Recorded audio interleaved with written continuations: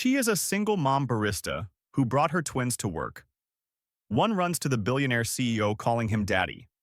Some of you are looking at her and seeing a barista. Someone who doesn't belong in this room. You're right, she doesn't belong here. Marlo Ashford stood in the crowd, tears streaming down her face. Her midnight blue dress suddenly felt like a costume. Every eye in the room burned into her skin. This world of pretense and judgment, Thorne continued, his steel-gray eyes blazing. She's better than this. She's better than all of us. A woman in diamonds whispered behind a manicured hand. A man in a designer tuxedo shook his head slowly. Across the room, Vivian Hargrave smiled with cold triumph. For 6 years, Thorne's voice cracked with emotion. Marlo raised our daughters alone. 2 jobs, no help, no complaints. She never asked me for a single thing. And you want to call her a gold digger? Marlo's hands trembled. This was it. The moment her carefully hidden life exploded into public view. The moment everything changed. But how did a single mother barista and a billionaire tech entrepreneur end up in this moment? How did their 2 worlds collide in a way that would change 3 lives forever? It started 14 days earlier on an ordinary Tuesday morning in a cafe that smelled like espresso and second chances. And it started with one word: Daddy. The bell above the door of Crescent Moon Cafe chimed at exactly 11:47 in the morning.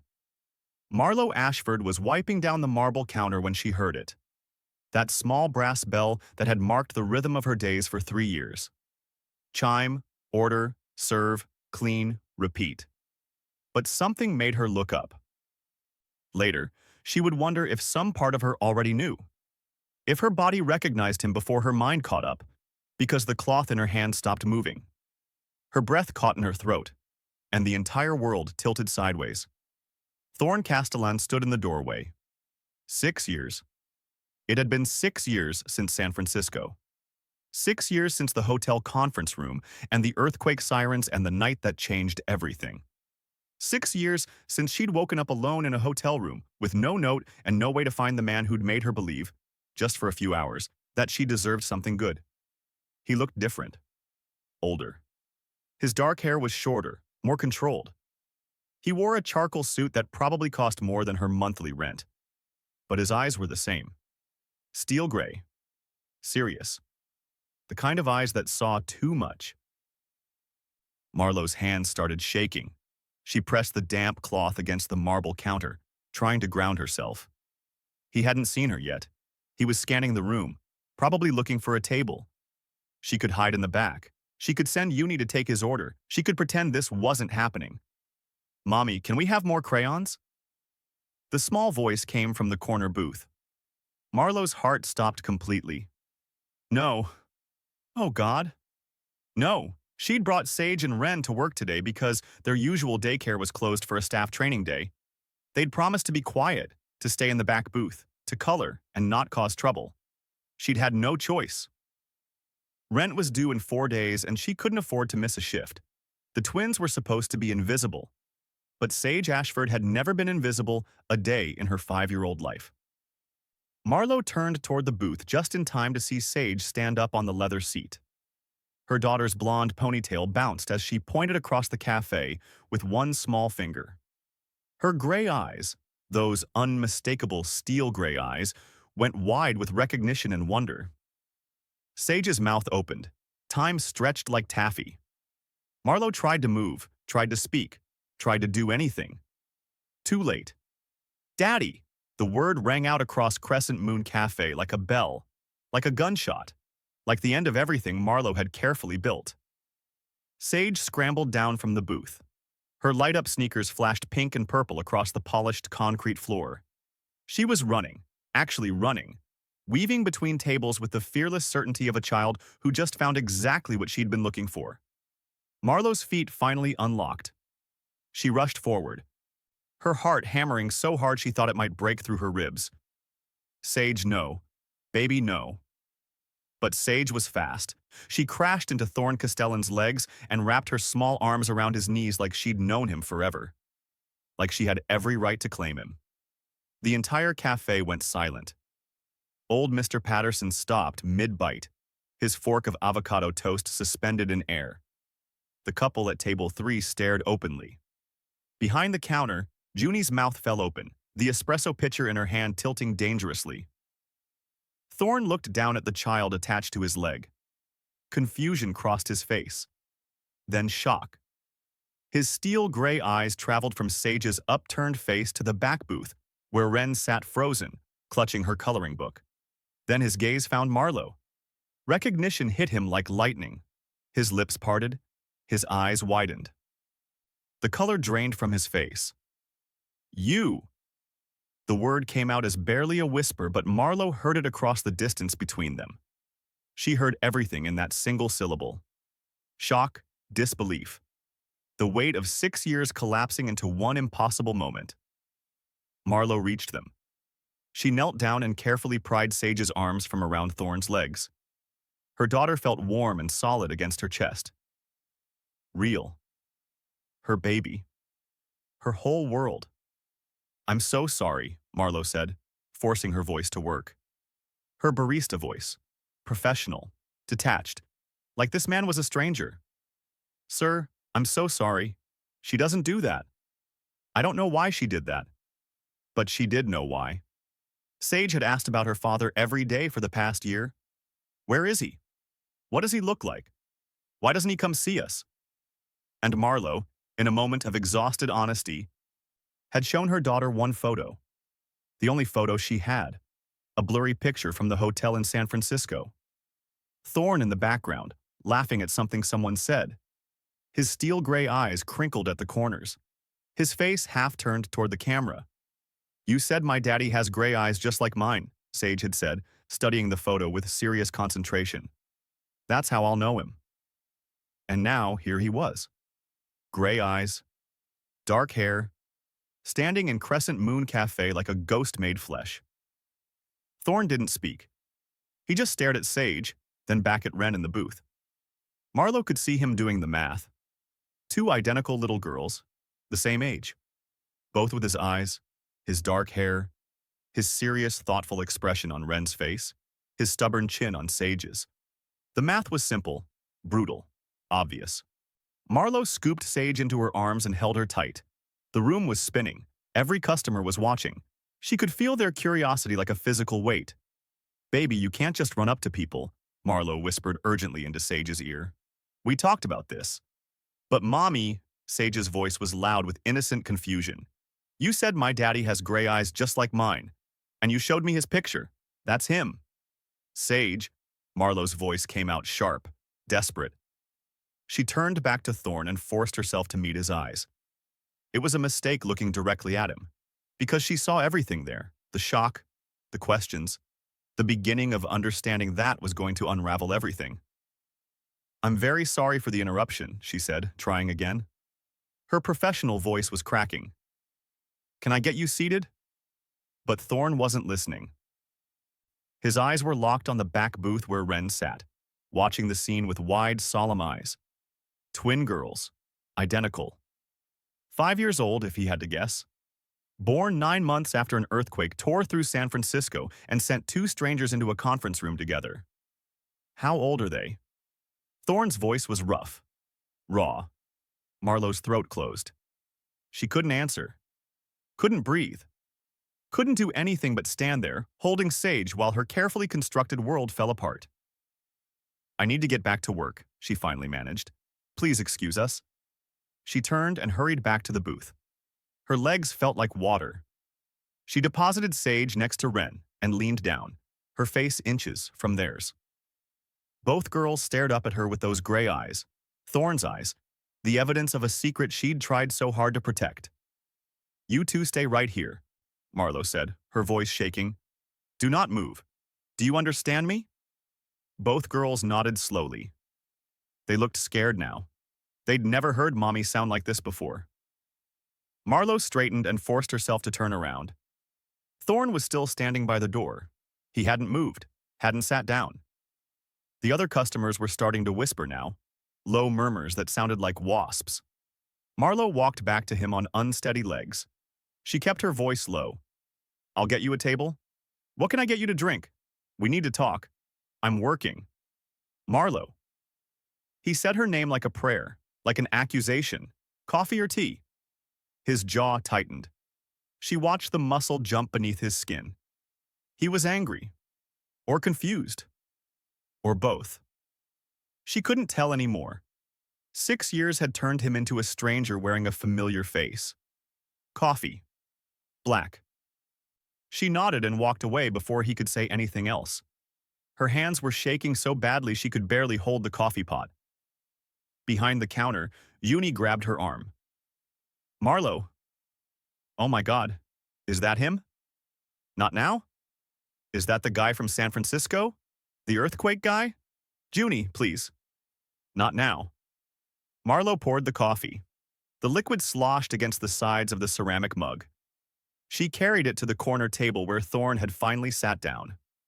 He was staring at Sage and Ren. They were peeking at him over the back of their booth, their small faces barely visible. Marlo set down the mug. Her hand knocked against the saucer. The coffee spilled slightly.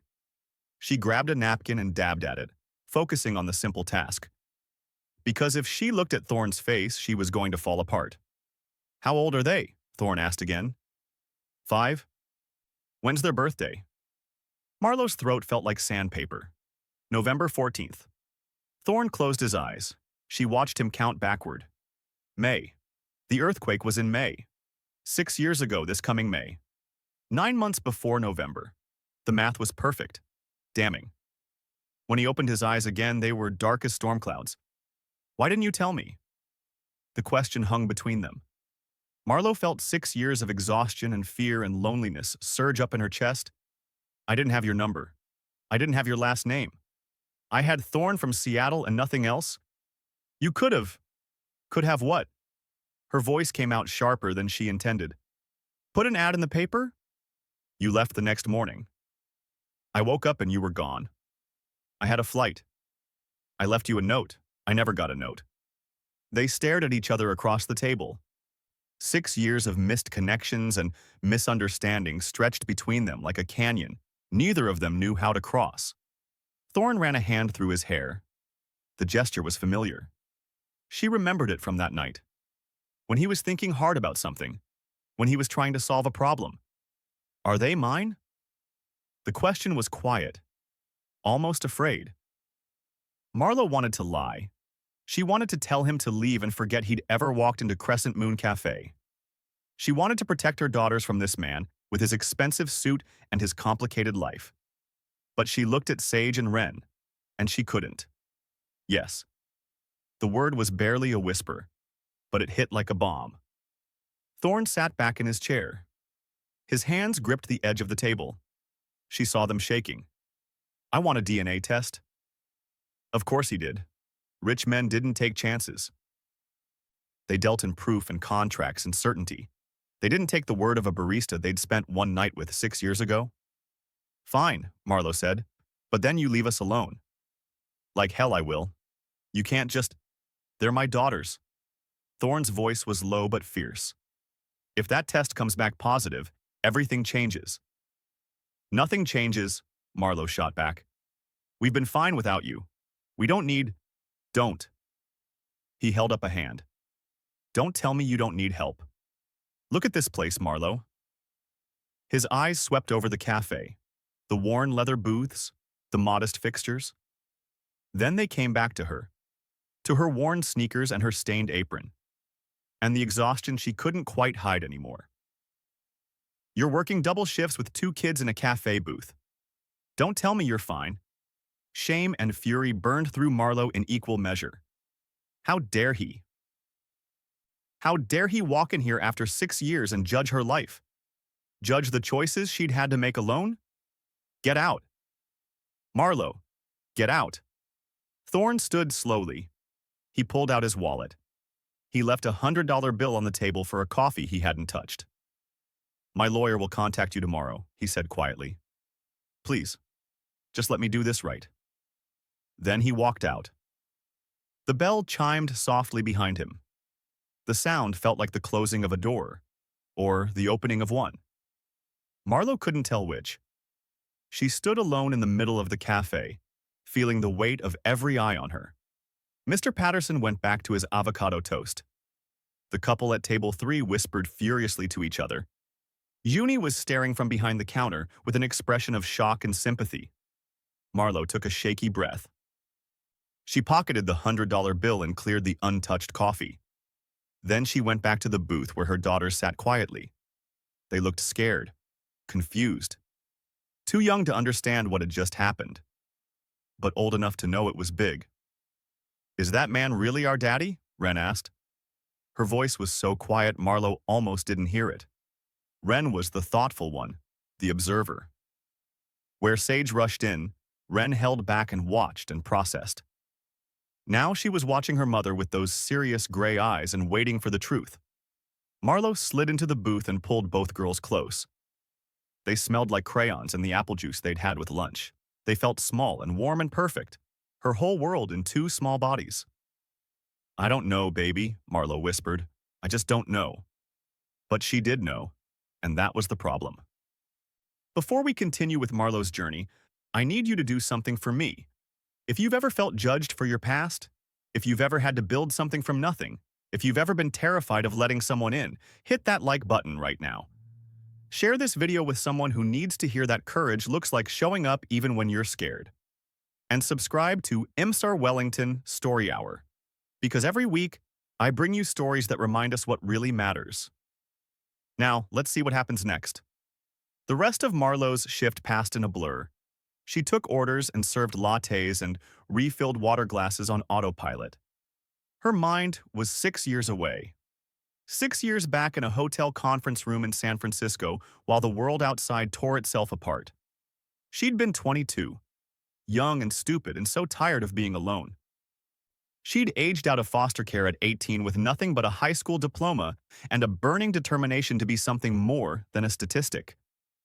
She'd worked 3 jobs to save enough for community college. She'd been studying graphic design. She'd thought maybe she could work for an agency someday, have a real career, build something stable. The Pacific Design Summit had been her first professional event. She'd gotten there on a scholarship meant for students from disadvantaged backgrounds. She'd felt like an imposter in her thrift store dress among all the polished professionals. She'd been ready to leave early. Then the earthquake hit. The hotel staff had rushed everyone to the reinforced conference room on the ground floor. 200 strangers crammed into a space meant for meetings. The lights had flickered. The building had groaned. Everyone had been scared. Marlo had ended up pressed against a wall next to a man in a business suit. He'd looked as uncomfortable as she felt, trapped in close quarters with strangers while the world outside tried to kill them. She'd expected him to ignore her. Rich men in expensive suits didn't talk to girls in thrift store dresses. But then the lights had gone out completely. Emergency lighting had kicked in, casting everything in dim red. And in that crimson darkness, he'd spoken. "Are you okay?" 3 words. That's all it took. 3 words in a voice that sounded genuinely concerned. Like he actually cared about the answer. "I'm fine," she'd said. "Are you?" "Not really. I hate confined spaces." The admission had surprised her. He didn't seem like the type to admit weakness, but there in the dark, pressed shoulder to shoulder with nothing to do but wait, he'd been honest. And that honesty had opened something in her. They'd talked for 4 hours while the earthquake aftershocks rumbled above. They talked about everything. His difficult relationship with his father, her years in foster care, his fear that he was building a tech empire but missing a life, her dream of creating stability for herself after years of chaos. They'd talked until the all-clear sounded and the emergency was over. Then they'd looked at each other in the normal light of the hotel lobby. Really looked at each other for the first time. And something had passed between them. Something electric and inevitable. "I have a room upstairs," he'd said, "if you want to keep talking." They both knew it wasn't just talking. But the invitation had been gentle, a question, not a demand. She could have said no. She'd said yes. That night had been the first time in Marlo's life she'd felt truly seen. Not as a foster kid, not as a struggling student, not as someone to be pitied or dismissed, just as herself. Thorne had touched her like she mattered, like she was precious, like she deserved gentleness. In the morning, she'd woken up alone. The bed next to her was cold. There was no note. She'd checked the bathroom, the desk, the nightstand. Nothing. She'd thought maybe he'd left his contact information with the front desk, but when she'd asked, they'd said no one had left anything for her. She'd only known his first name. Thorne. He'd mentioned Seattle, but Seattle was a big city. She'd had no way to find him. 2 weeks later, she'd missed her period. 2 weeks after that, an ultrasound had shown 2 heartbeats. She'd tried to find him then. She'd searched social media for Thorne Seattle. Thorne Seattle Tech. Thorne Entrepreneur Seattle. Nothing. Or rather, too much. Hundreds of results. Without a last name or a photo that showed his full face, she'd had no way to narrow it down. She'd thought about hiring a private investigator, but she was 22 and pregnant with twins and barely able to afford groceries. Private investigators cost money she didn't have. So she'd made the choice to do it alone, to build a life for her babies by herself. It hadn't been noble or brave. It had just been the only option she could see. Now, 6 years later, that choice had exploded in her face. Marlo finished her shift at 6 o'clock. She helped Uni close down the front while the evening crew took over. "Go," Uni said, waving her toward the door. "Get them home. And Marlo, call me later. We need to talk about this. There's nothing to talk about." "Girl." Uni put a hand on her hip. "A billionaire just found out he has secret twins. There's everything to talk about." "Billionaire? You don't know?" Uni pulled out her phone and typed quickly. She turned the screen toward Marlo. It was a news article from Seattle Tech Journal. The headline read, "Thorne Castellan closes historic AI development deal." There was a photo of Thorne in a tuxedo at some charity event. He was shaking hands with the governor. Marlo's vision went blurry around the edges. "That's him." Juni's eyes were huge. "Marlo, that's Thorne Castellan. Castellan Technologies. He owns like half of Seattle's tech sector. I need to go." Marlo grabbed the twins and got them into her car. The sedan was 12 years old and made concerning noises when she accelerated too fast. But it ran. That was enough. Everything in Marlo's life was held together with enough. Enough money, enough time, enough energy.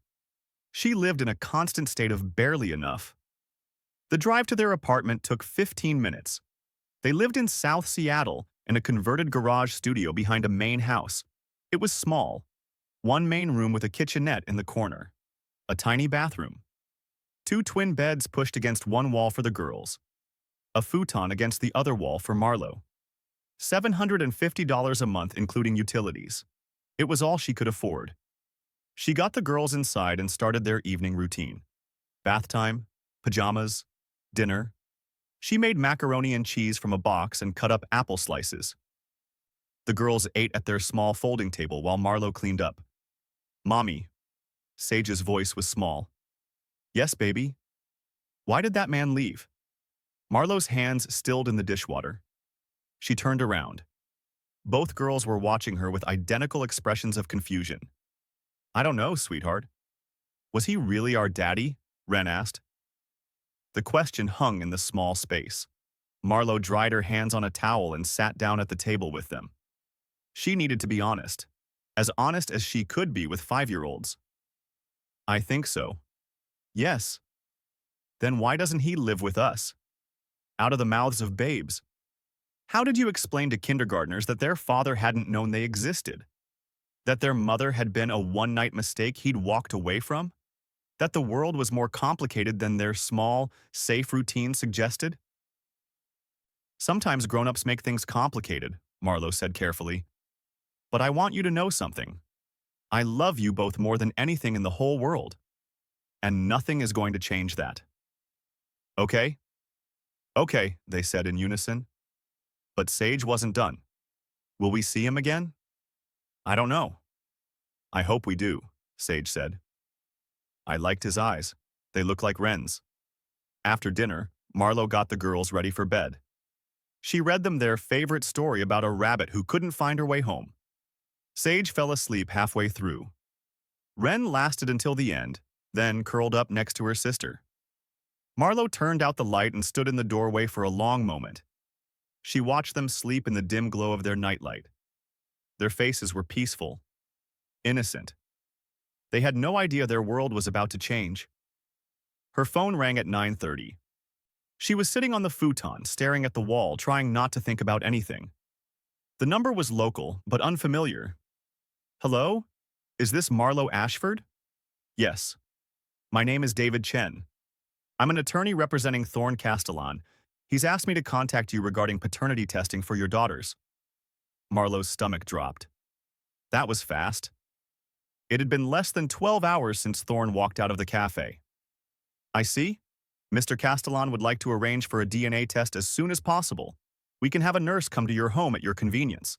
The test is non-invasive, just a cheek swab. Results typically take 7 to 10 business days. Mr. Castellan will cover all costs. And then what? Marlo asked. Her voice sounded hollow. Then we'll have confirmation one way or another, and we can discuss next steps. Next steps. Like her daughters were a business deal to be negotiated. Fine, Marlo said. Send the nurse. How is Thursday afternoon? Around 2? That's fine. The lawyer gave her a few more details. Then the call ended. Marlo sat holding the phone, staring at nothing. She'd agreed to this at the cafe. She'd told Thorne, fine, do the test. But now it felt real. In a few days, someone would come to her home and swab her daughters' mouths and send the results to a lab. And then it would be official. Thorne Castellan would be confirmed as the father of her children. And then what? Men like Thorne didn't do anything halfway. He had money and lawyers and resources. If he wanted custody, he could fight for it. If he wanted to take her girls to his world of penthouses and private schools, what could she do to stop him? Marlo pulled her knees to her chest. She was alone in the dim apartment, trying not to cry, trying not to let the fear consume her. Her phone buzzed. A text from an unknown number. It's Thorne. I got your number from the cafe's employment records. I'm sorry for how today went. Can we talk? Marlo stared at the message. She should delete it. Block the number. Protect herself and her girls from whatever came next. Instead, she typed back, what's there to talk about? The 3 dots appeared, disappeared, appeared again. Everything. Please. I'm not trying to hurt you. I just found out I might have daughters. I need to know if they're mine. And if they are, I need to know them. Marlo closed her eyes. The reasonable part of her brain knew he had a right to ask, but the terrified mother part of her wanted to run. Pack up the girls tonight and drive to Portland where her half-sister lived. Disappear before this got more complicated. But she was tired of running. She'd been running her whole life, from foster homes, from poverty, from her past. Maybe it was time to stand still and face what came. Okay, she typed.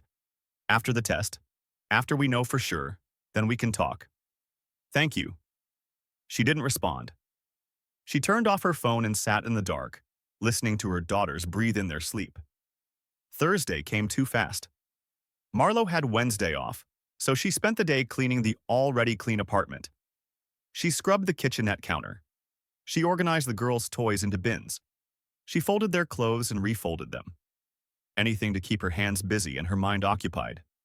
Sage and Wren sensed her anxiety. They were quieter than usual. More careful. Kids always knew when something was wrong, even when you tried to hide it. At 1:55 on Thursday, there was a knock on the door. Marlo opened it to find a woman in blue medical scrubs holding a small case. She had kind eyes and a warm smile. Marlo Ashford? I'm Nora from Genetron Labs. Mr. Castellan's office arranged for me to come. Yes. Come in. Nora stepped into the small space. She didn't react to the size or the modest furnishings. She just smiled at the twins who were watching from their beds with wide eyes. Hello there.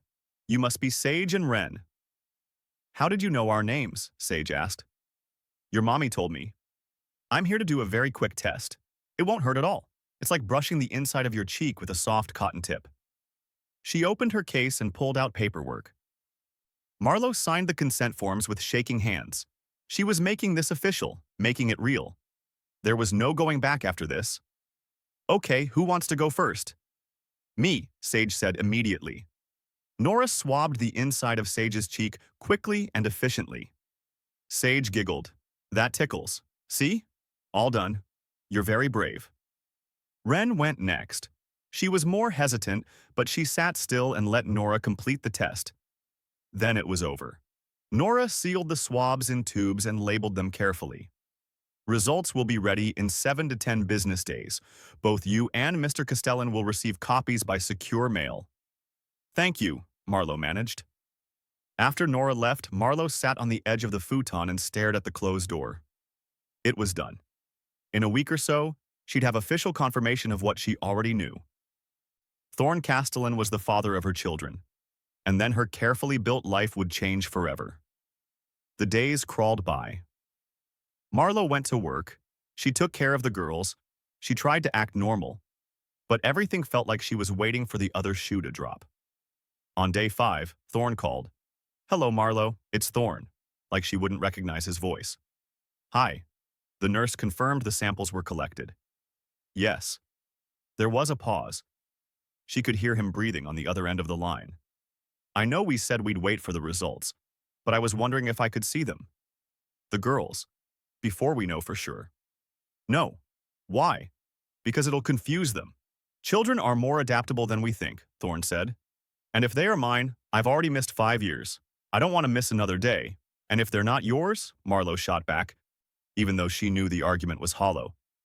Then I'll leave, and you'll never hear from me again. But either way, I'd like to meet them. As people. Not through a car window or across a cafe. Marlowe closed her eyes. She was standing in the small bathroom with the door closed so the girls wouldn't hear. The room was barely big enough for her and the phone conversation. It's not fair to them, she said. You can't just walk into their lives and then maybe walk out again. I'm not planning to walk out. You don't know what you're planning. You found out they might exist 5 days ago. Exactly, Thorne said. His voice grew more intense. 5 days ago I found out I might be a father. Do you have any idea what that's like? I can't think about anything else. I can't sleep. All I can see is those 2 little girls with my eyes looking at me like they knew me. Please, Marlowe, just let me take you all to the park. Somewhere public. You'll be there the whole time. I just want to see them. Talk to them. Please. The word please broke something in her. Rich men like Thorne Castellan probably didn't say please very often. Didn't beg for things. But she heard it in his voice. Genuine pleading. And beneath that, something that sounded like the Thorne she'd met 6 years ago. The one who'd been honest in the dark. Which park? She heard herself whisper. Discovery Park. Saturday morning at 10. Is that okay? Okay. Thank you, Marlowe. Thank you so much. The call ended. Marlowe stood in the tiny bathroom, staring at herself in the mirror above the sink. She looked tired, scared. But beneath that, she saw something else. A tiny flicker of something that might have been hope. Maybe this didn't have to be a disaster. Maybe Thorne really did just want to know his daughters. Maybe he wasn't going to try to take them away. Or maybe she was being naive. Maybe she was about to make the biggest mistake of her life. Saturday morning dawned clear and warm. Peak Seattle, spring weather. Marlowe dressed the twins in matching purple sundresses. Not because she was trying to make them look cute for Thorne, but because those were the clean outfits, and purple was their favorite color. You're taking us to the park? Sage asked, bouncing with excitement. Yes, baby. Is the man with the gray eyes coming? Marlowe hesitated. She decided to be honest with them. Age-appropriately honest? Yes. His name is Thorne. He's a friend of Mommy's. He wants to meet you. Is he our daddy? Ren asked quietly. We're trying to find out. So today we're just going to play at the park and let you two get to know him. Okay? Okay. They arrived at Discovery Park at 9:55. Marlowe parked in the big lot near the playground. She could see Thorne already there. He was standing by a bench, holding a bag from a toy store. He was wearing jeans and a gray t-shirt. No suit. He looked younger this way, less intimidating. Almost like the man from the hotel conference room. That's him, Sage said, pointing out the window. Remember your manners, Marlo said. We don't run up to people. We stay with Mommy. They got out of the car. Marlo held both girls' hands as they walked across the grass. Her heart was pounding. This was surreal. Taking her daughters to meet their father for the first time. Fathers were supposed to be there from the beginning, at births and first steps and birthday parties, not appearing out of nowhere when the kids were already 5. Thorne saw them coming. He straightened. She watched nervousness cross his face. Good. He should be nervous. This wasn't a business meeting. This was her children. They stopped a few feet apart. The morning sun filtered through the trees, making patterns of light and shadow on the grass. Somewhere nearby, other families were playing. Normal families. Families that made sense. Hi, Thorne said. He was looking at the girls like they were the most fascinating thing he'd ever seen. Say hello, Marlo prompted gently. Hello, Wren whispered. Hi, I'm Sage. Are you Thorne? I am. It's very nice to meet you both. He knelt down so he was at their eye level. The gesture was good. Marlo noticed that, not talking down to them, making himself smaller, less intimidating. Your mom said you like parks, Thorne continued. I brought something we could play with if that's okay with you. He reached into the bag and pulled out 2 small kites. They were simple diamond shapes. One was rainbow-colored. One was covered in butterflies. Sage's eyes lit up. Kites? I've never flown a kite. Would you like to try? Both girls looked at Marlo for permission. She nodded. Yes, please, they said in unison. Thorne stood and led them to the open field area. Marlo followed, keeping close. She watched him show the girls how to hold the strings, how to run to get the kite airborne, how to let out lines slowly. Sage's kite went up first. It wobbled dangerously, then caught a gust of wind and soared. Sage squealed with delight and ran in circles, watching the rainbow colors dance above her. Wren's kite was more stubborn. It kept nosediving into the grass. Thorne was endlessly patient. He showed her how to adjust the angle, how to feel for the wind. On the 4th try, the butterfly kite lifted and stayed up. I did it, Wren said softly. Her face glowed with pride.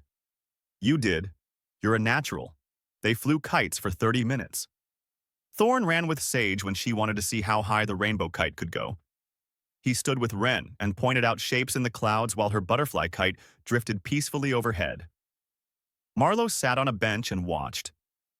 She watched Thorne's face when Sage laughed, the way his whole expression softened, the way he listened carefully when Wren explained her theory about what clouds were made of. He wasn't checking his phone. He wasn't distracted. He was completely present. It was unsettling, and it was exactly what she'd always wanted for her daughters. Someone who paid attention. Someone who showed up. After the kites, they walked to the playground. Thorne pushed both girls on the swings. He helped Sage across the monkey bars when she wanted to try and couldn't quite reach.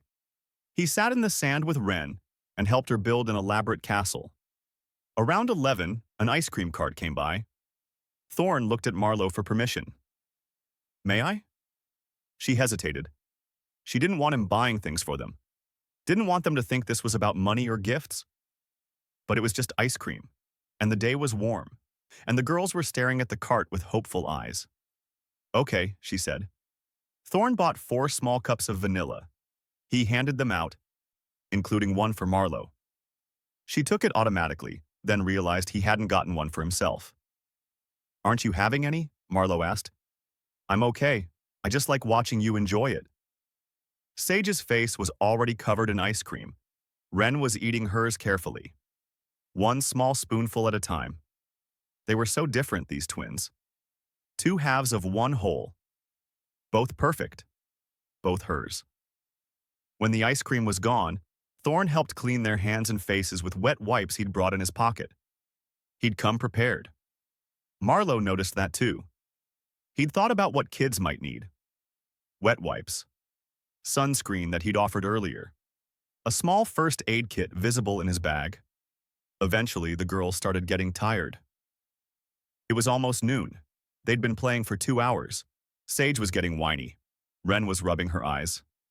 I should get them home, Marlowe said. It's almost nap time. Of course. Thorne stood up and brushed sand off his jeans. He looked at the girls. Thank you for playing with me today. I had a really good time. Will you come back? Sage asked. The question hung in the air. Both girls were looking at him with hope. Marlowe felt her heart squeeze. Thorne looked at Marlowe, waiting for her permission. She saw the question in his eyes. The plea. Maybe, Marlowe said carefully, if Thorne wants to. And if you two are good this week. It wasn't a promise, but it wasn't a no either. They walked back to the parking lot. Thorne walked beside them, carrying the kites in his bag. When they reached Marlowe's car, he helped buckle the girls into their car seats.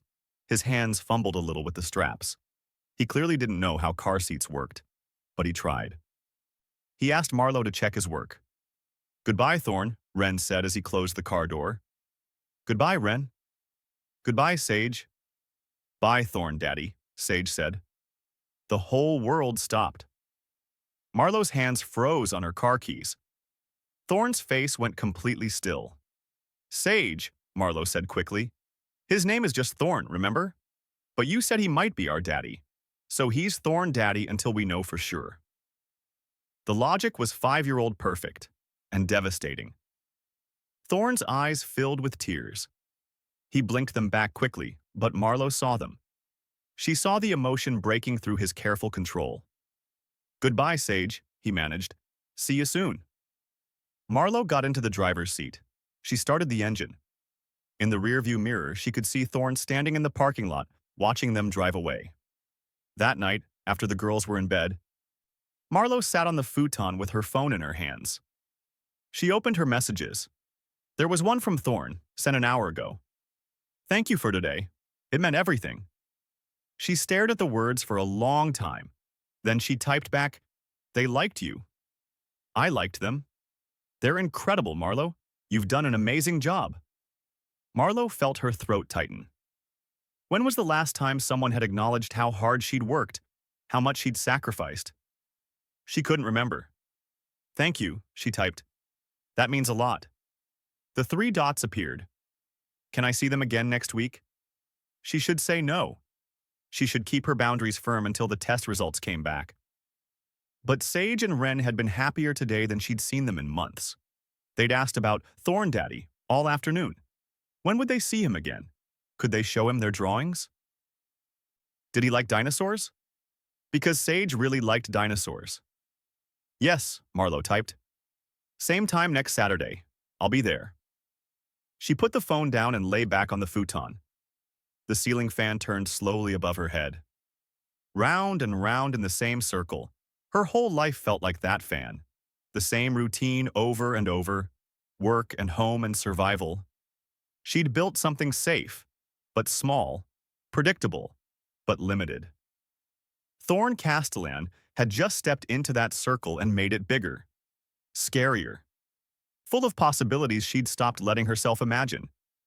She didn't know if that was wonderful or terrifying, probably both. The week passed in a strange state of suspended animation. Marlowe worked her shifts at Crescent Moon. The regulars asked careful questions about the man who had caused such a scene. Marlowe deflected. She kept her head down and focused on work.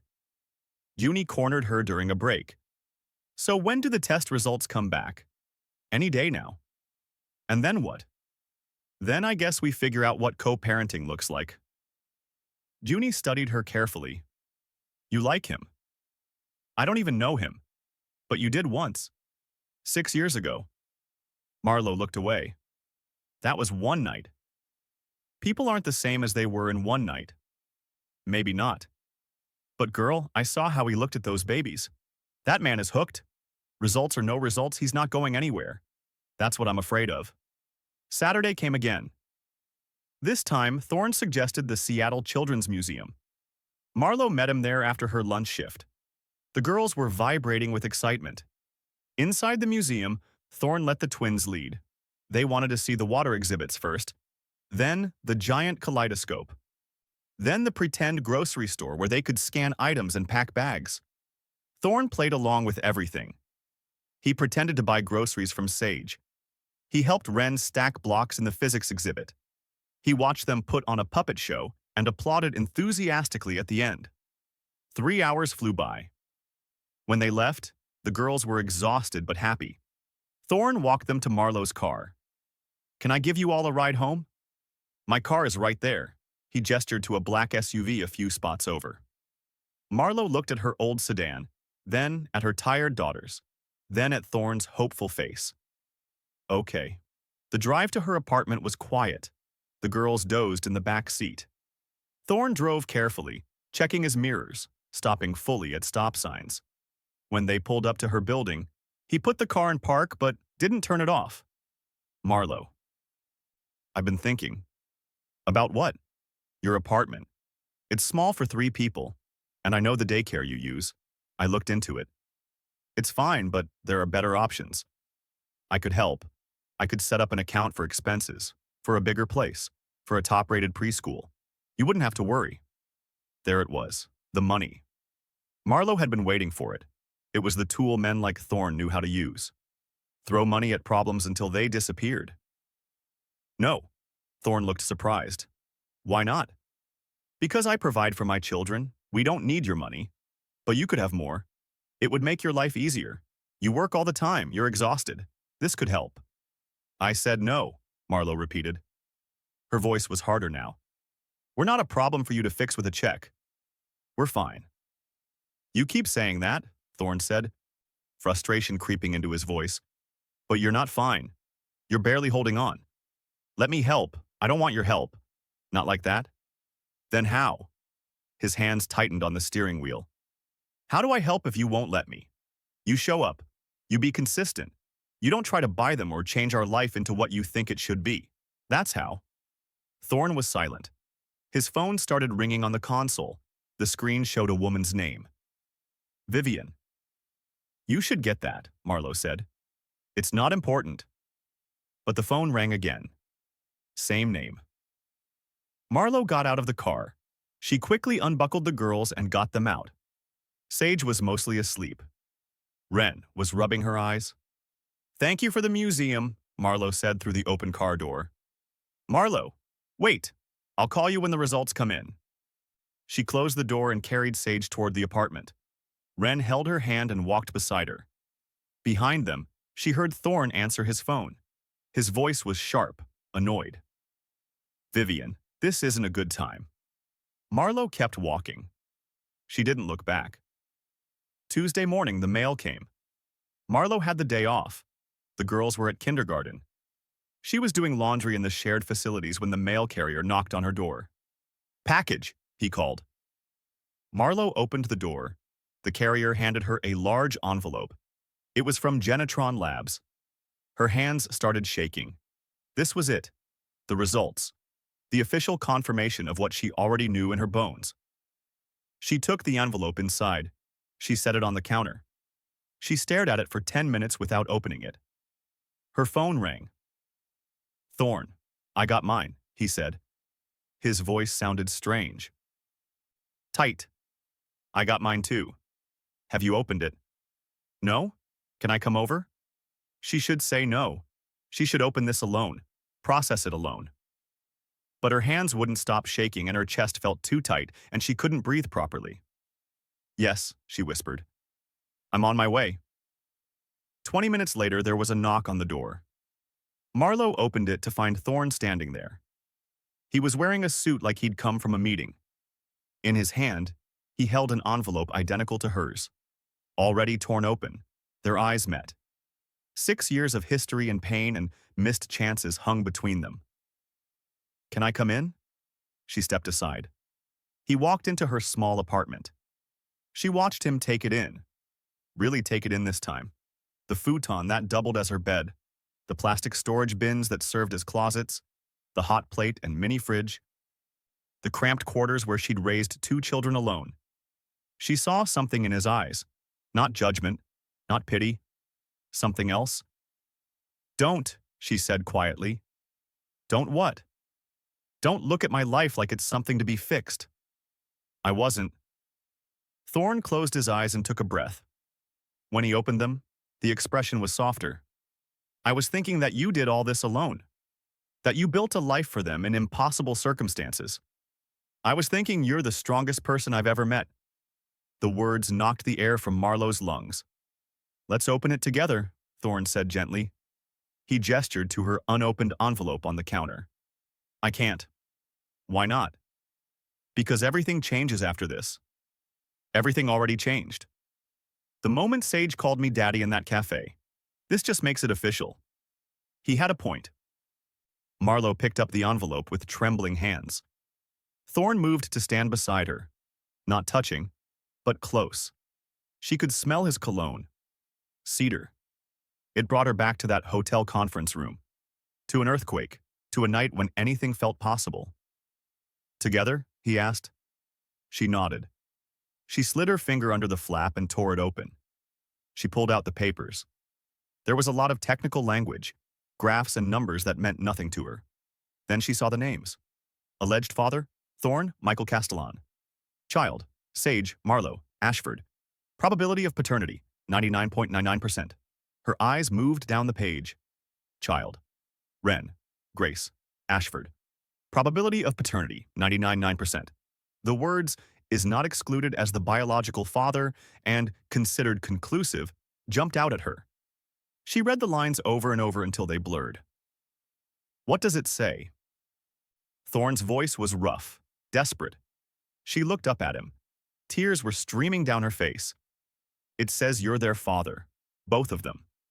99%. Thorne's face crumpled. He closed his eyes and tears spilled over. One hand came up to cover his mouth. His whole body was shaking. They're mine, he whispered. Oh God, they're mine. He walked to the window and stood there with his back to her. His shoulders were shaking. She realized he was crying, actually crying, not silent tears, but real gut-wrenching sobs. 5 years, he said, his voice breaking. I missed 5 years. I missed them being born. I missed their first steps, their first words. Every birthday. Every single day. I know. Do you? He turned around. His face was wet. His eyes were red. Do you understand what it feels like to find out you have children and realize you've missed everything? Marlowe felt anger spark in her chest. Don't you dare make this my fault. I tried to find you. You're the one who left without a trace. I left a note. I never got it. Then I should have done more. I should have given you my card. My number. Something. Thorne ran his hands through his hair. This is my fault. All of it. They stood there in the small kitchen. The test results between them. 6 years of regret filling the space. What happens now? Marlowe asked. Thorne looked at her with fierce intensity. Now I want to be their father. Really be their father. Not just weekend visits. I want to be there for school and doctor's appointments and bedtime stories. I want everything I missed. Fear crashed over Marlowe like a wave. You can't just walk in and take over their lives. I'm not trying to take over. I'm trying to be part of it. We have a routine, a life. I don't want to disrupt your routine, Thorne said. His voice was calmer now, more measured. I want to support it. I want to help you. Please let me help you. The word please again. It disarmed her, made her walls crack just a little. Before she could respond, there was a sharp knock at the door. Hard, impatient. Marlowe frowned. She wasn't expecting anyone. She walked to the door and looked through the peephole. A blonde woman in expensive clothes stood outside. Marlowe had never seen her before. She opened the door a crack. Can I help you? The woman smiled. It was not a friendly smile. I'm looking for Thorne Castellan. I believe he's here. Who are you? Vivienne Hargrave. Thorne's business partner. We need to talk. And before Marlowe could stop her, Vivienne pushed the door open and walked right in. If this story is pulling at your heartstrings, if you're invested in Marlowe and Thorne's journey, I need you to hit that like button right now. Share this with someone who believes in second chances. And subscribe to MR Wellington Story Hour, because we're just getting to the most powerful part of this story. Now, let's see what Vivienne wants. Vivian Hargrave walked into Marlowe's apartment like she owned it.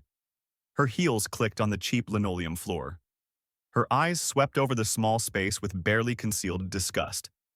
She looked at the futon, the plastic storage bins, the hot plate. Then her gaze landed on Marlowe, and her smile turned sharp. "You must be Marlowe Ashford. Vivian, what are you doing here?" Thorne stepped between them. His voice was hard, controlled. "Get out!" Vivian ignored him. She kept her eyes on Marlowe. "I've heard so much about you, the barista who just happened to track down a billionaire after 6 years. What a remarkable coincidence." "I didn't track anyone down," Marlowe said. Her voice was steady, but her hands were shaking. "He walked into my cafe." "Of course he did." Vivian's tone dripped with false sympathy. "And your daughter just happened to run up to him. Very convenient." "Get out of my home," Marlowe said. "In a minute." Vivian pulled out her phone. She tapped the screen a few times, then held it up so both Marlowe and Thorne could see. The screen showed a photograph. A much younger Marlowe. Her hair was wild. Her makeup was smeared. She was holding a beer bottle and laughing on a crowded dance floor. The photo was clearly taken at a party. The kind of party that happened in college. The kind of party where people made mistakes. Marlowe felt the blood drain from her face. She knew that photo. It was from 7 years ago, before San Francisco, before the twins. Back when she was 21 and stupid and trying to forget that she'd aged out of foster care with nowhere to go and nobody who cared. "Where did you get that?" Marlowe whispered. "I have my sources," Vivian said. She swiped to the next photo. Same night, Marlowe dancing on a table. Another swipe. Marlowe passed out on a couch at some house party. "That was years ago," Marlowe said. Her voice was shaking now. "Before I had them. It doesn't mean anything." "It tells a story," Vivian said calmly. "A young woman with a troubled past. Foster care, no family, a history of poor choices. Partying, drinking, and then suddenly a pregnancy. Twins. And she raises them alone in poverty until finally, she finds the father. A very wealthy father. You're twisting everything." "I'm connecting dots." Vivian put her phone away. She looked at Thorne. "Here's the situation. I've already been contacted by 3 journalists. Someone at that cafe talked. This story is going to break tomorrow, with or without your cooperation." "So let it break," Thorne said. His hands were clenched into fists at his sides. "Oh, it will. But the question is how." Vivian walked slowly around the small apartment. "Right now, I can control the narrative. I have media contacts. I can make this a simple human interest story. Billionaire discovers secret children. Everyone loves a reunion." Or, she stopped and looked directly at Marlowe. "I can make it something else entirely. Gold digger traps wealthy man with convenient pregnancy. Unfit mother seeks payday. I have photos. I have your employment history. 3 different barista jobs in 5 years. 2 evictions. An arrest record." "I was never arrested," Marlowe said. "You were arrested for public intoxication when you were 22. The charges were dropped. I wasn't even drunk. I was the designated driver. My friend was drunk and they arrested both of us." "But the arrest record exists," Vivian said. "Along with these photos. Along with your financial history. Maxed out credit cards. Defaulted student loans. You can explain all of it, I'm sure. But will anyone listen? Or will they just see what I want them to see? What do you want?" Thorne's voice was dangerous. Vivian turned to him. She pulled a document from her designer purse. "I want you to sign over your 15% stake in the quantum AI venture to me. Do it by tomorrow afternoon and these photos disappear.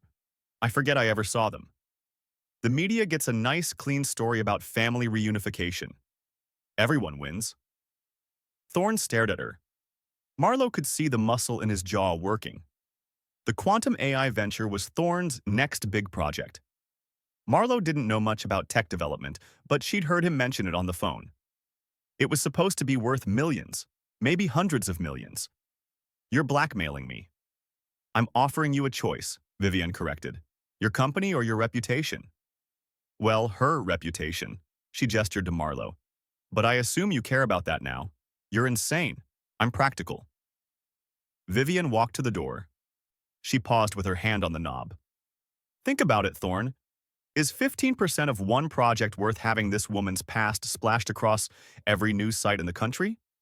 Is it worth having social services investigate her fitness as a mother? Because that's what will happen. You know it will.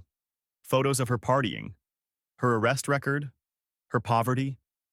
They'll question everything. She looked at Marlowe one more time. Her smile was cold as ice. Congratulations on your daughters, she said. They're lovely. It would be a shame if this affected them. Then she left. The door closed behind her with a soft click. The silence in the apartment was deafening. Marlowe stood frozen. She couldn't breathe. Couldn't think. All she could see were those photos. Her 21-year-old self making stupid choices. Dancing on tables. Passing out at parties. She'd been so lost back then, so alone. She'd been trying to feel something, anything. Trying to prove she was alive and free, and not just another throwaway foster kid. But that wasn't who she was anymore. She'd changed. She'd grown up. She'd become a mother and built a life and worked herself to exhaustion to give her daughters something better. None of that would matter. Vivienne was right. People would see the photos and make up their minds. Gold digger. Unfit mother. Opportunist. I need to leave, Marlowe heard herself say. What? I need to take the girls and leave. Go to Portland. My sister is there. We can stay with her until this blows over. Marlowe, no. She'll destroy me. She'll destroy us. You heard her. Thorne crossed the room in 3 strides. He grabbed Marlowe's hands. She tried to pull away, but he held firm. Listen to me. I am not giving her anything, not my company, not my compliance, nothing. Then she'll release those photos. Let her. Marlowe stared at him. You don't understand. Those pictures will make me look like trash. Like exactly what she said. A gold digger. A bad mother. Someone who doesn't deserve her kids. You are none of those things. It doesn't matter what's true. It matters what people believe. Thorne's hands tightened on hers. Then we make them believe the truth. We don't hide. We don't run. We stand together and tell the real story. How? There's a charity gala Saturday night at the Four Seasons, the Pacific Northwest Youth Foundation. It's the biggest social event of the spring. Everyone who's anyone will be there, including every journalist in Seattle. Vivian will be there. You want me to go to a gala? Marlowe pulled her hands free. Thorne, I can't. I don't belong in that world. I'll just make it worse. You belong anywhere I am. Thorne's voice was fierce. We go together. We walk in as a family. We control the narrative before Vivian can poison it. We show them that you're not ashamed. That I'm not ashamed. That our daughters are not a scandal. They'll tear me apart. Not if I'm standing next to you. Marlowe shook her head. She wrapped her arms around herself. This is crazy. I don't even have anything to wear to something like that. And the girls? I can't leave them alone. And my job, I'm scheduled to work Saturday night, and I can't afford a babysitter. And I don't know how to be in a room like that with people like that. She was spiraling. She could feel it. The panic was rising in her chest like water. Thorne stepped close again. He didn't touch her this time. Just stood there, solid and steady. I will take care of the dress. My sister Celeste is in town. She would love to watch Sage and Ren. You can call in sick to work for one night. And you don't need to know how to be anyone except yourself. I'm scared. I know. I'm scared too. You? You do this kind of thing all the time, not with someone who actually matters. Thorne's steel-gray eyes held hers. Not with stakes this high. But Marlowe, if we hide, if we run, Vivian wins. She'll always have this over us. She'll always be able to threaten you. The only way to beat her is to take away her power. By walking into a room full of rich people who will judge me. By standing in the light. By telling the truth. By showing them that you have nothing to be ashamed of. Marlowe wanted to believe him, but she'd spent her whole life being judged. By social workers who moved her from home to home, by teachers who assumed foster kids were trouble, by people who looked at her barista uniform and made assumptions about her intelligence and worth. Walking into a ballroom full of Seattle's elite felt like walking into a firing squad. But staying here, hiding, waiting for Vivian to destroy her in the press, that felt like dying slowly. "Okay," she whispered. "Okay, I'll go." Thorne's whole face changed. Relief and gratitude flooded his expression. "Thank you. Thank you for trusting me. Don't make me regret it. I won't. I promise." The next morning, Marlo called Crescent Moon and told them she was sick Saturday night. Her manager was annoyed, but agreed to find coverage. Then she called her sister in Portland. "Rachel, I need advice." Her half-sister was 3 years older. They'd been in different foster homes most of their childhood. They weren't close, but Rachel was the only family Marlo had. "What's wrong?" "Everything." Marlo told her the whole story. San Francisco, the earthquake, the one night, the pregnancy, the 6 years of silence, Thorne showing up, the DNA test, and now Vivian and her threats, and the gala. Rachel was quiet for a long moment after Marlo finished. "So you're thinking about running," Rachel finally said. "How did you know?" "Because running is what we do. It's what we were taught. When things get hard, you disappear. Move to the next home, the next town, the next life." Marlo felt tears prick her eyes. "Is that so wrong?" "No, it's survival." "But Marlo, you've been surviving your whole life. Maybe it's time to try something different. Maybe it's time to stand still and fight." "I don't know how." "You learn. You're braver than you think. You raised 2 kids alone. You built a life from nothing. You can handle one night with some rich people. They're going to look at me like I'm trash. Let them look. You know who you are. Your daughters know who you are. This Thorne guy, he knows who you are. Everyone else is just noise." After they hung up, Marlo sat with her phone in her hands. Rachel was right. She'd been running her whole life, from foster homes, from her past, from anything that felt too hard or too scary. But Sage and Ren deserved a mother who stood her ground, who fought for them, who showed them that you didn't have to hide from your past or your mistakes. Wednesday afternoon, a delivery arrived. A large garment bag from a boutique Marlo had never heard of. Inside was a dress. Midnight blue. Simple but elegant. Beautiful. There were shoes that matched. A small clutch purse. Even jewelry, small pearl earrings that looked real. There was a note attached. "Midnight blue. Your favorite color. You mentioned it once 6 years ago in a conference room." I remembered. Thorne Marlo held the dress up to herself and looked in the small mirror by the bathroom. The fabric felt like water. The color made her eyes brighter. She'd never owned anything this beautiful. "Thursday," Thorne texted. "My sister Celeste wants to meet Sage and Ren before Saturday. Can she come by tomorrow afternoon?" Marlo hesitated, then typed back, "Okay, after kindergarten. Around 4. Friday at 4 o'clock, there was a knock on the door. Marlo opened it to find a petite woman with warm brown eyes and an easy smile. She was wearing jeans and a casual top. Nothing fancy, nothing intimidating. "You must be Marlo. I'm Celeste, Thorne's younger and much more charming sister." Marlo couldn't help but smile. "Come in." Celeste stepped inside. Unlike Vivian, she didn't look around with judgment. She just smiled at the twins who were sitting at their small table coloring. "These must be Sage and Ren.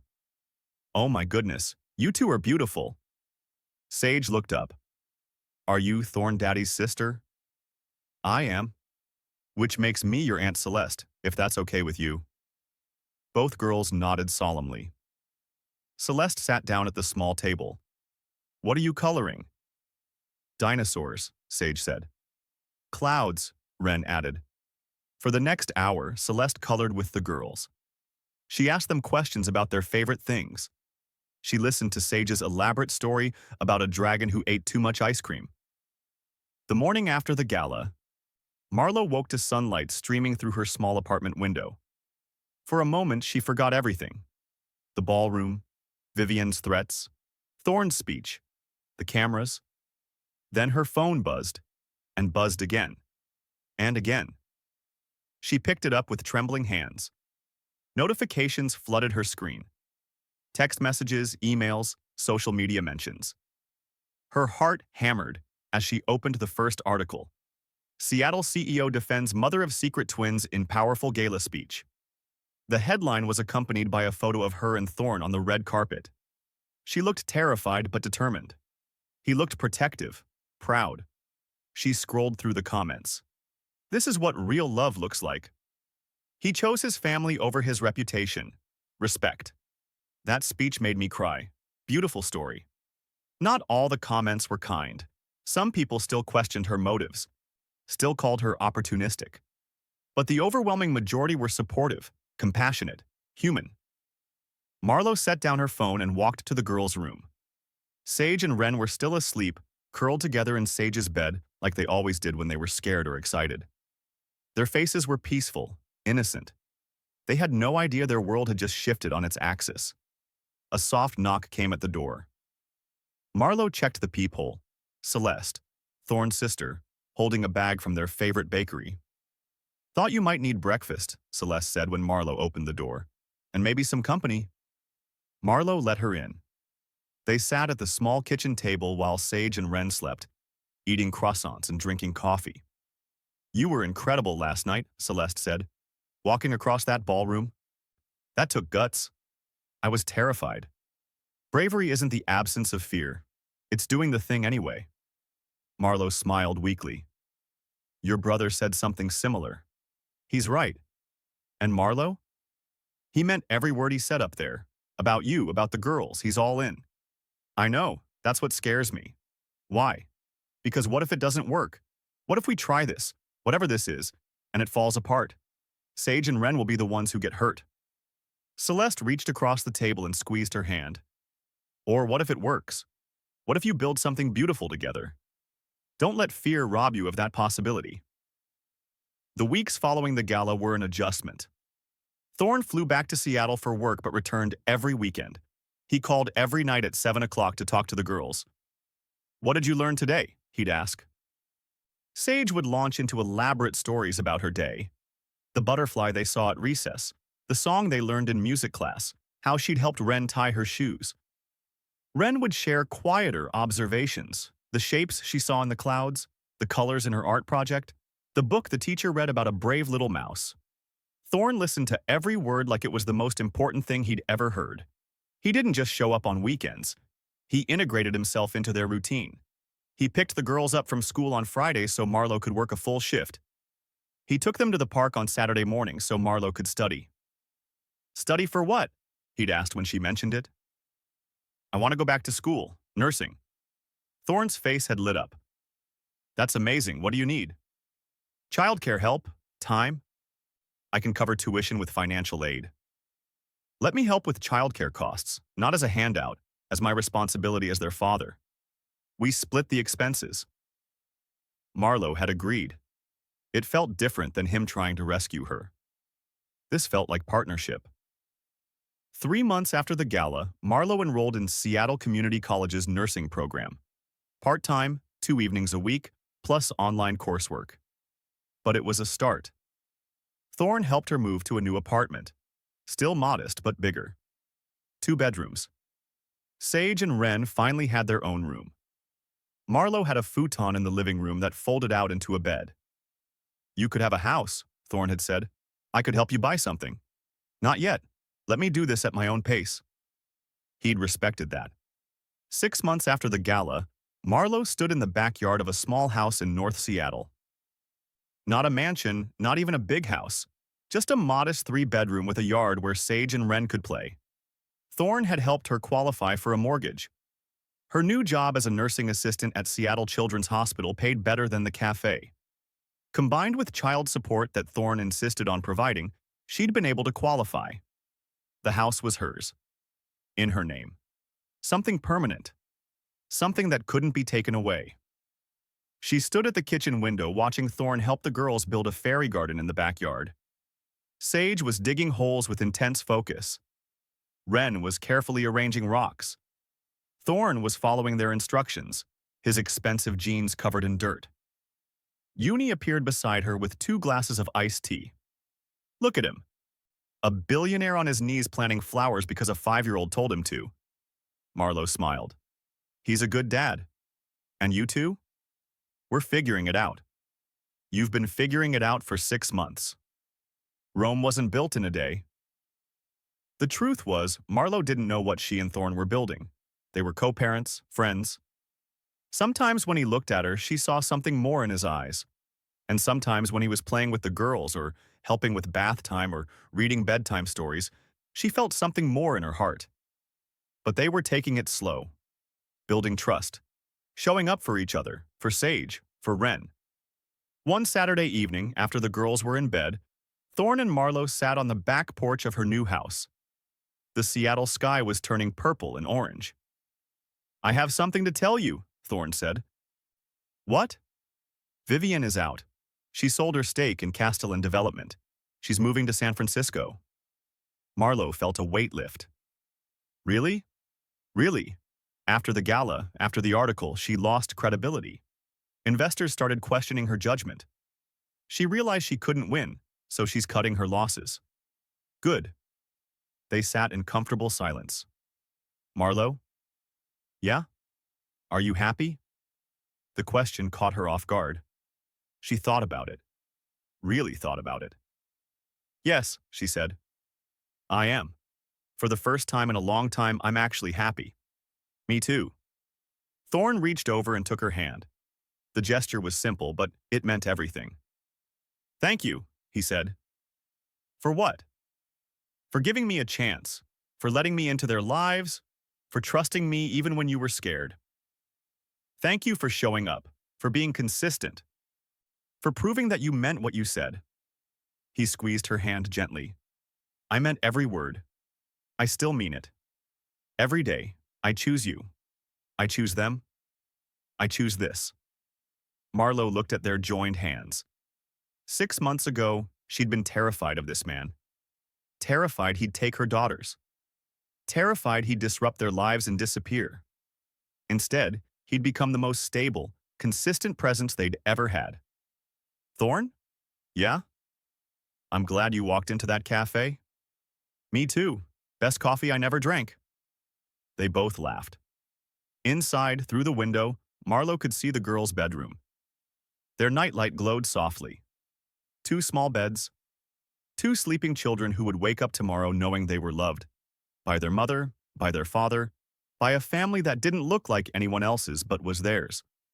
5 years after that day in the cafe, on an ordinary Saturday morning, Marlo woke up in a bedroom that wasn't hers alone anymore. Thorne was there, not visiting, living. They'd made it official a year ago. Not just commitment, but marriage. A small ceremony in their backyard with Sage and Ren as flower girls, Junie as maid of honor, Celeste as best woman. Marlo could hear the girls downstairs, 10 years old now, making pancakes with Thorne, laughing, arguing about whose turn it was to flip. She lay in bed for a moment, listening, soaking in the ordinary sounds of family. 5 years ago, she'd been terrified, alone, convinced that Thorne Castellan would ruin everything she'd built. Instead, he'd helped her build something bigger, something better, something that included more love, more support, more possibility than she'd ever imagined. She got up and went downstairs. Thorne looked up from the griddle and smiled. Morning, beautiful. Morning, Mommy. Sage ran over and hugged her. We're making chocolate chip pancakes. I can see that. Marlo looked at the flour-covered kitchen. Worth it, Thorne said, flipping a pancake with unnecessary flair. They ate breakfast together at the kitchen table. Sticky syrup, too much laughter, plans for the day, ordinary life.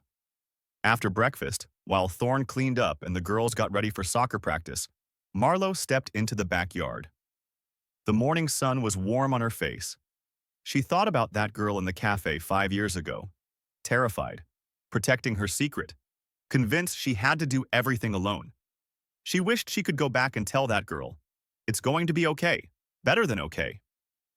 The thing you're most afraid of is going to become your greatest blessing. Thorne appeared in the doorway. You okay? Yeah, just thinking. About what? about how far we've come, how different everything is now. Thorne walked over and slipped his arms around her waist. She leaned back against him. Do you miss it? He asked. The simplicity of before? Marlowe thought about it honestly. No, it wasn't simple, it was hard. I was tired all the time. So scared. So alone. This is better. Good. Because I'm not going anywhere. Promise? Promise. You're stuck with me. For all the soccer games and art shows and homework battles and teenage years and everything that comes next. Sounds terrifying. Sounds perfect. They stood together in the morning sunlight. Inside, the girls were arguing about which shoes to wear. Normal, ordinary. Beautiful. This was the life Marlowe had built. Not the one she'd planned, not the one she'd imagined, but the one she'd chosen, day by day, choice by choice. One brave moment at a time, and it was enough. More than enough. It was everything. If this story touched your heart, hit that like button, share it with someone who needs hope, and subscribe for more inspiring stories. Drop a comment below and tell me, what does family mean to you?